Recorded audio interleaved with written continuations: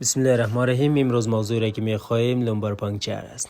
لومبار پانکچر یکی از پروسیجرهای داخل است که جهت تشخیص امراض انتانی داخل CNS یا تعیین فشار داخل قلب به کار میره.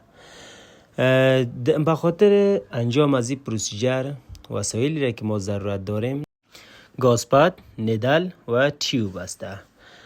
مریض را باید به پوزیشن لفت لترال باید دمی وضعیت گرفته یا به حالت استاده، در هر دو حالت میتونیم انجام بدیم که موقعیتی را که باید تعیین کنیم بین ربس چهارم و پنجم و سوم و چهارم بین الفقری مستقیما وغزه را انجام میدیم.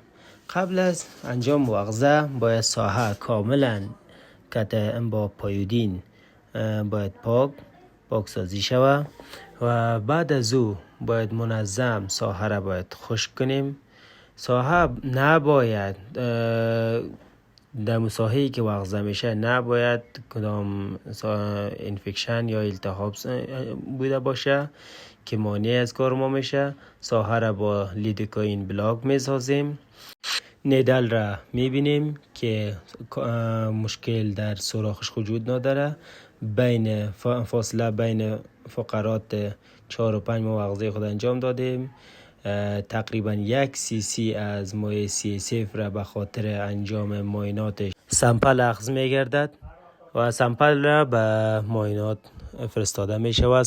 ساحه وغزه با انگشت با فشار گرفته شود و لیدوکاینی که انداخته شده با گازپد در ساحه میگذاریم و ساحه را بنداژ میکنیم.